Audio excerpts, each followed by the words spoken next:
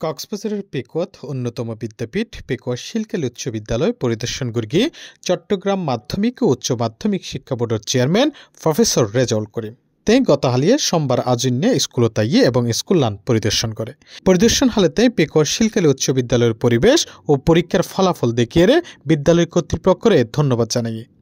আমরা তো সেই জায়গাগুলো তো আমাদের কিন্তু মানে স্টুডেন্ট শুধুমাত্র ম্যাজিস্ট্রেট হয়েছে জজ হয়েছে বা ডিসি বা বোর্ডের চেয়ারম্যান বা ইত্যাদি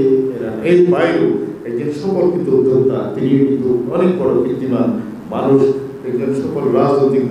সমাজকর্মী যার একাডেমিক ক্যারিয়ার কিন্তু ভালো না কিন্তু সমাজে কিন্তু দুর্দান্ত কিন্তু নেতৃত্ব দিচ্ছে সমাজ সেবক হিসেবে যাওয়ার কিন্তু একটা অবদান আছে তিনিও কিন্তু এই স্কুলে কিন্তু শুধু স্টেট করা ছাত্র না হোক তিনিও কিন্তু একজন কীর্তিমান ছাত্র। এইগুলো কিন্তু মাথায় রেখে আমাদেরকে বিদ্যালয়কে অন্তত আমি এই স্কুলে যেহেতু একটা পরিবেশ আছে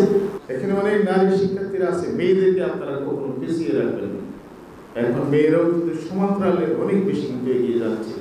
ফলে আমাদের সমাজকে যদি প্রগতিশীল কথার দিকে যদি এগিয়ে নিয়ে যেতে চায় মেয়েদেরকেও কিন্তু আমাদেরকে এখানে নিয়ে আসতে হবে। এই সময় শিলকালী উচ্চ বিদ্যালয়ের শিক্ষার মান উন্নয়নে স্কুলের শিক্ষক ও স্থানীয় গণ্যমান্য ব্যক্তির সঙ্গে তেয়োগ্য মত বিনিময় সভাও গড়ি শিলকালী উচ্চ বিদ্যালয়ের প্রধান শিক্ষক মোহাম্মদ ইব্রাহিমের সভাপতিত্বে মত বিনিময় সভায় চট্টগ্রাম শিক্ষা বোর্ডের বিদ্যালয় পরিদর্শক বিপ্লব গাঙ্গুলি পেকুয়া উপজেলা নির্বাহী কর্মকর্তা মইনুল হোসেন চৌধুরী পেকুয়া জিমচির অবসরপ্রাপ্ত প্রধান শিক্ষক এএমএম শাহজাহান শিলকালী উচ্চ বিদ্যালয়ের সাবেক অবসরপ্রাপ্ত প্রধান শিক্ষক আলহাজ জসিমউদ্দিন আহমদ পেকুয়া উপজেলা বিএনপির সাধারণ সম্পাদক ইকবাল হোসেন সমাজসেবক নুরুল আমিন চৌধুরী পেকুয়া প্রেস ক্লাবের সভাপতি সাংবাদিক সাফওয়ানুল করিম সহ আরো বোধকে বক্তব্য রাখি। আমি সব জায়গায় শিক্ষকদের সাথে মত বিনিময় করি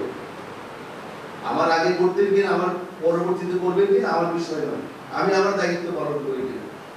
একটি প্রতিষ্ঠান চালানোর জন্য প্রয়োজনে প্রাতিষ্ঠানিক টিচার দেবেন যে প্রথম যে অধিকার শিক্ষার যে অধিকার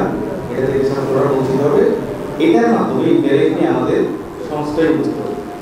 কি রিমোট অঞ্চল থেকে বিভিন্ন বিদ্যালয়গুলোকে আমরা মানে ওনারা অনুমতি দিতেন পাঠদানের অনুমতি দিতেন বা বিদ্যালয়ের বিভিন্ন বিষয়গুলি করতে কোনো অনুমতি দিতেন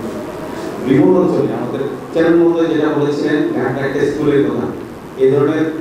হিল ট্যাক্সে যে স্কুলগুলো আছে সেগুলো অবস্থা খুবই দুরবস্থা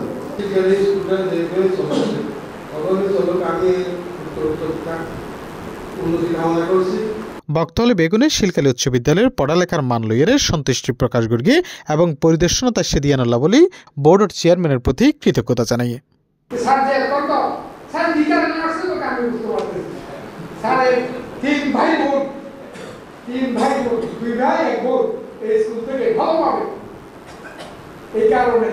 এই কারণে আমাদের উচ্চপরিবার সন্তান এই কারণে স্যার আমাদের এখানে আসেন না হয় এখানে আমরা স্যারকে আশা করতে পারি যা